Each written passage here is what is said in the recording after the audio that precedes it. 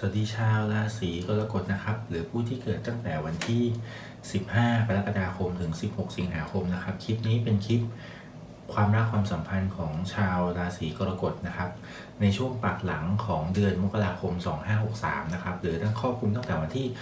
16 ถึง 31 มกราคมนั่นเองนะครับเรามาเริ่มดูที่คนโสดก่อนนะครับว่าคนโสดชาวราศีกรกฎเนี่ยความรักในช่วงปักหลังเดือนมกราคมนะครับตัวตนของคุณนะเป็นยังไงนะครับสำหรับมกราคม 2563 ขอดูตัวตนคนโสดหน่อยนะเดอะซันครับตอนนี้คุณก็ร่าเริงสดใสดีนะแล้วก็ทุกๆอย่างในชีวิตก็น่าจะแจ่มใสดีแต่ทีนี้ว่าเรามาขอดูกันนิดนึงว่าใครที่เข้ามาเจอคุณหรือคุณจะได้เจอใครนะครับในช่วงปักหลังมกราคม 2563สำหรับชาวราศีกรกฎที่เป็นคนโสดนะอัศวินดาบนะครับเป็นคนที่ทำอะไรผลีผลามนะครับแล้วก็ไม่ค่อยใช้สติยั้งคิดเท่าไหร่ในการทำนะครับ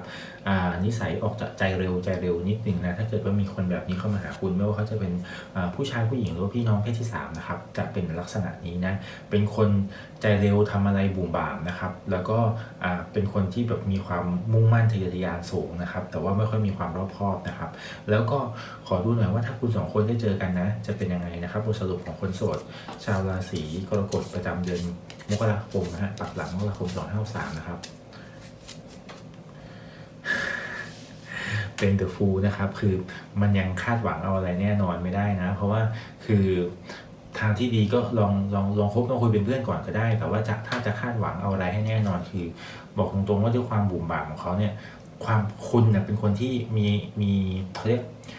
มี shining อ่ะมีความแบบเปล่งประกายในตัวคุณอยู่แล้วคุณเป็นคนน่าสนใจอยู่แล้วนะแต่ตัวเขาในความที่เขาบุ่มบ่ามเข้ามาแล้วบางทีเขาก็ยังไม่ได้คิดอะไรมากมายนอกจากว่าเขาอยากเข้ามาพุ่งเข้ามาหาคุณเพราะเขาชอบคุณเนี้ยถ้าคบกันไปคือบางทีมันเป็นความรักที่แบบเหมือนกับว่าได้เจอสิ่งใหม่ๆก็จริงเหมือนได้แบบออกไปเจอการผจญภัยก็จริงแต่ว่ามันยังเอาแน่เอานอนอะไรไม่ได้นะครับเพราะว่าเดอะฟูลคือดาวมฤตยูนะครับมันก็เลยจะไม่สามารถที่จะคาดหวังอะไรได้นอกจากได้ประสบการณ์ใหม่ๆบางอย่างในชีวิตนะเอาละ